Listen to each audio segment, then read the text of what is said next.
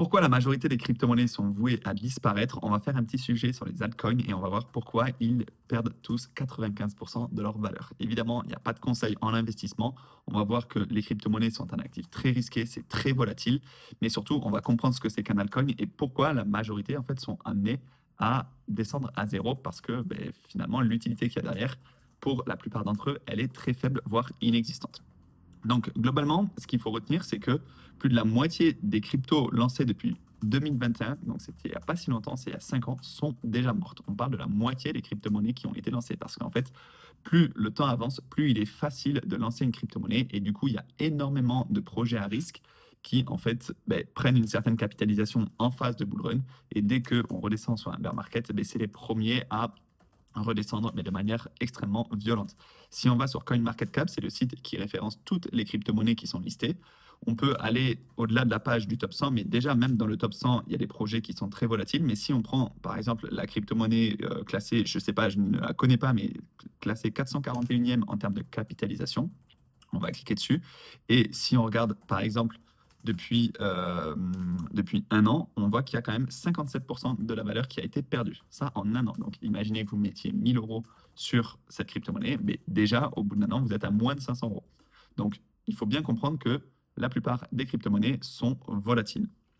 Après, attention, on ne parle pas de toutes les crypto-monnaies et surtout, on ne parle pas de Bitcoin. Ici, les altcoins, ça concerne tout ce qui n'est pas Bitcoin. Et excepté les stablecoins, parce que pour rappel, les stablecoins sont des crypto-monnaies qui sont stables, c'est-à-dire qui répliquent le cours du dollar ou par exemple de l'euro, parce qu'il existe des stablecoins euros.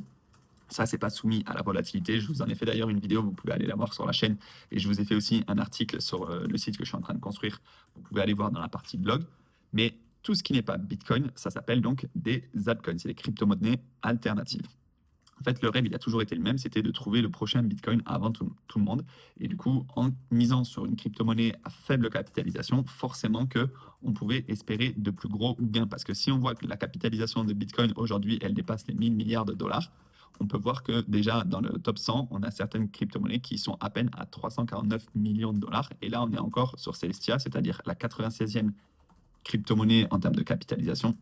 Mais il y en a qui sont vraiment très très faibles en termes de capitalisation, c'est-à-dire à moins d'un million.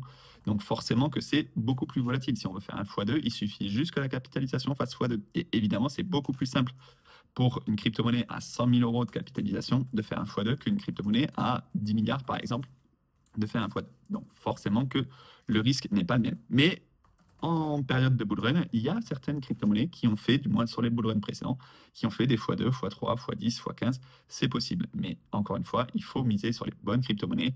Et du coup, la plupart, quand même, n'y réussissent pas. Et c'est pas parce que vous entendez dans les médias, sur les chaînes YouTube, etc., que en investissant tant d'argent sur cette crypto-monnaie, tu aurais pu faire un x3 en l'espace de 2 semaines, que forcément, tu n'aurais pas trouvé la bonne crypto-monnaie parce qu'en majorité, la plupart des investisseurs en altcoin se sont retrouvés perdants, du moins s'ils ont investi sur le moyen et long terme. Ça ne veut pas dire que pendant les phases de bull run, on ne peut pas surfer sur un peu tout et n'importe quoi, mais en tout cas, pendant les phases d'accumulation et pendant les phases de bear market, là, c'est très risqué.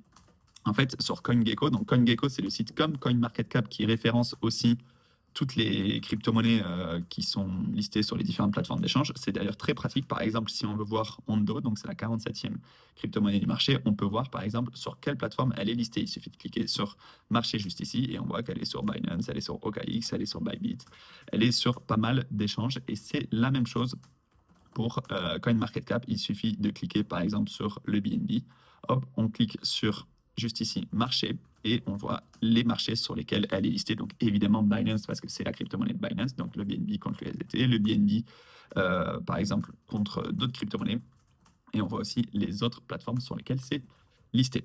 Donc il y a une étude de CoinGecko qui révèle que près de 20 millions de projets crypto ont été lancés depuis 2021. Et aujourd'hui, 11 millions sont classés comme des crypto-monnaies mortes. Ça veut dire plus de 53% qui ont été référencés sur CoinGecko ont échoué. Crypto-monnaie morte, ça ne veut pas dire une crypto-monnaie qui a perdu 50% de sa valeur. Ça veut dire une crypto-monnaie qui est complètement aujourd'hui morte, c'est-à-dire elle n'est même plus maintenue par ses utilisateurs. Donc, encore une fois, tout ça, ça ne parle pas de Bitcoin parce que Bitcoin, c'est la première crypto-monnaie du marché et c'est justement une exception, c'est un cas à part. Et tous les altcoins ont été des projets qui ont tenter de concurrencer Bitcoin. Donc, on va pas trop s'attarder sur ce que c'est que les altcoins parce qu'ils fonctionnent tous de manière différente. En fait, ça peut être des Layer 1 comme Ethereum, comme Solana. Ça peut être des crypto-monnaies qui n'ont aucune utilité. Ça peut être des tokens de gouvernance. Ça peut être des tokens utilitaires, par exemple, qui peut donner un accès avec, sur un écosystème. Il y a vraiment plusieurs possibilités d'utilisation. Mais ce qu'il faut vraiment retenir, c'est que plus on a de crypto-monnaies qui ont été créées, plus on a de crypto-monnaies qui ont été listées, mais forcément, plus on a de crypto-monnaies qui ont échoué. En fait, pour mesurer l'impact de la bascule, on regarde année par année. On a 2500 échecs en 2021. En 2022, on en a 213 000. En 2023, c'était une phase un peu plus calme, 245 000. Et en 2024, on a 11 millions de crypto-monnaies qui ont échoué. C'est énorme. En fait, si on peut regarder, je ne sais pas si on peut trouver le nombre de crypto-monnaies qui est listé sur CoinMarketCap, mais 11 millions de crypto-monnaies qui ont échoué, c'est énorme. On va retourner sur l'article. On va voir en fait ce qu'il faut regarder et pourquoi la plupart des crypto-monnaies peuvent échouer. Première chose, l'absence de cas réels d'utilisation ou l'absence de revenus. En fait, la majorité des tokens ne génèrent rien et ne résolvent aucun problème concret.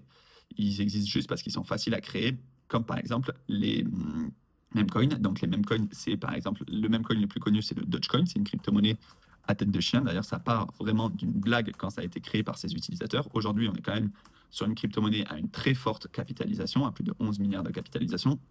Mais en attendant, il existe d'autres memcoins. On peut d'ailleurs trouver dans la catégorie juste ici, hop, peut-être qu'on peut trouver. Alors, c'est pas ici qu'on fait notre recherche, mais sur CoinMarketCap, vous allez pouvoir chercher par catégorie. Hop là, par exemple, par tendance. Non, pas du tout. Bref, vous pouvez trouver. Voilà, on l'a pas ici, mais en gros, on a les catégories NFT, cryptoactifs, etc. Et là, on a certains memcoins qui sont listés, mais c'est parce qu'ils détiennent même dans le nom. Mais bref, vous irez faire vos petites recherches, vous trouverez sur le site CoinMarketCap les différents memcoins qui sont listés. Et bien, les memcoins, clairement, ils n'ont aucune utilité, si ce n'est de créer de la demande, en fait, avec le prix va juste évoluer en fonction de l'offre et de la demande. L'offre, là aussi, c'est quelque chose à regarder. En fait, c'est les tokenomics. Les tokenomics, c'est juste la manière dont le token est structuré. C'est-à-dire, est-ce que, par exemple, il a une quantité limitée, comme le Bitcoin qui est limité à 21 millions, ou est-ce qu'on a des calendriers de distribution, c'est-à-dire tous les mois, on a, par exemple, 1 million de tokens qui sont émis. Forcément, ça va diluer la valeur de la crypto-monnaie parce que plus on a de cryptos qui sont émises, mais plus forcément la crypto en elle-même va baisser en prix si la demande reste la même. Il y a une forte dépendance à la spéculation plutôt qu'aux fondamentaux. Encore une fois, il faut regarder ce que ça propose derrière. Est-ce qu'il y a une narrative intéressante, oui ou non? Et aussi, la raison pour laquelle ça échoue, il y a aujourd'hui une barrière à l'entrée qui est quasi inexistante. Ça veut dire qu'on peut avoir une création infinie de crypto-monnaies. Il suffit d'aller sur quelques outils, et encore plus aujourd'hui avec l'intelligence artificielle, pour créer des crypto-monnaies. Donc, il existe vraiment des signaux d'alerte à voir quand on regarde certaines crypto-monnaies. Si l'équipe déjà est anonyme, c'est généralement un red flag, même si on ne fait pas le parallèle avec Bitcoin, parce que Bitcoin, c'est un cas à part. Oui, l'équipe est anonyme, Satoshi Nakamoto est anonyme, on ne sait pas si c'est une personne, un groupe de personnes, mais pour les autres, on a quand même identifié des personnes, notamment par exemple pour la deuxième crypto-monnaie du marché. Si on va sur Ethereum, Ethereum, c'est Vitalik Buterin et c'est toute la fondation du développement de l'Ethereum. C'est une équipe qui est connue. Ensuite, si on a une promesse de rendement qui est fixe et qui est élevée, ça, généralement, c'est tout le temps pareil sur les marchés financiers. Si vous avez une promesse de rendement, généralement, il peut y avoir un red flag, à moins que ce soit dans l'immobilier, par exemple, et qu'on ait un peu plus de stabilité. Mais une promesse de rendement, ça n'existe pas. Les marchés volatiles, les marchés financiers sont justement par essence volatiles. Et encore plus si cette promesse de rendement est élevée, là, pareil, c'est un red flag qui doit s'allumer. Si l'offre de token est largement détenue par les fondateurs, par exemple Trump qui a émis une crypto-monnaie lors de son investiture, on peut regarder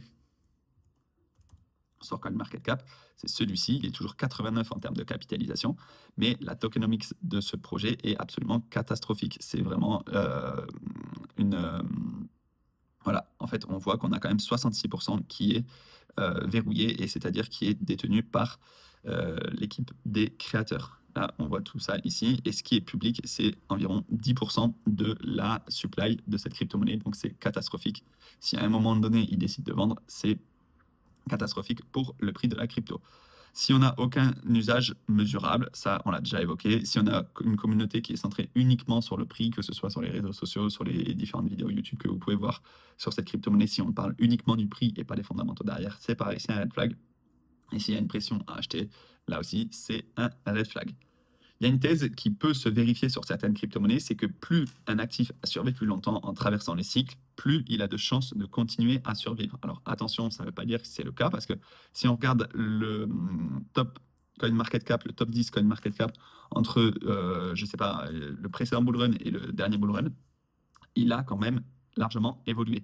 Mais plus l'actif a de l'ancienneté, par exemple Solana, on peut regarder sur une période assez longue, plus il a de possibilités en fait de rester parce que ça veut dire quand même que les investisseurs croient en ce projet sur le long terme. Donc appliqué à la crypto, cette logique, elle favorise structurellement Bitcoin parce que c'est le plus ancien, le plus testé. Et après, il y en a d'autres quand même qui réussissent à fonctionner. Ça ne veut pas dire que toutes les crypto-monnaies vont mourir, mais un bon 95% des crypto-monnaies finira par mourir. Et peut-être que si, par exemple, le BNB a réellement une utilité sur Binance sur le long terme, si le Solana a réellement une utilité sur le très long terme, alors oui, ce sont des crypto-monnaies qui peuvent tenir sur le long terme. Mais encore une fois, par rapport au nombre de millions de crypto-monnaies en circulation, on est quand même sur un pourcentage assez faible de résistance en fait sur le long terme. Je vous laisse balayer l'article un petit peu sur le site Julien Invest. Je vous mettrai le lien dans la description. On va pas tout détailler, mais globalement, ce qu'il faut retenir, c'est que plus ça a d'ancienneté, mieux c'est. Plus ça a de la capitalisation, mieux c'est. Alors certes, on ne fera pas des multiples hallucinants, mais au moins la volatilité sera plus réduite. Ça va dépendre aussi de ton profil de risque. Si tu es prêt à tout perdre pour essayer de viser 1x5, 1x10, pourquoi pas? Mais si tu as envie de quand même conserver une partie de ton patrimoine, déjà que le marché des crypto-monnaies est très risqué, très volatile, si en plus de ça, tu vas investir sur des projets encore plus risqués, là, c'est à toi d'en assumer les conséquences. Donc, je t'invite à aller consulter l'article sur le site. N'hésite pas à me dire ce que tu penses de cette vidéo dans les commentaires. N'hésite pas à me dire si toi aussi tu es investi sur des altcoins ou si tu deviens Bitcoin maximaliste au fur et à mesure du temps, c'est-à-dire investir la majorité de ton patrimoine crypto sur du Bitcoin. On se dit à très bientôt dans une prochaine vidéo. Ciao!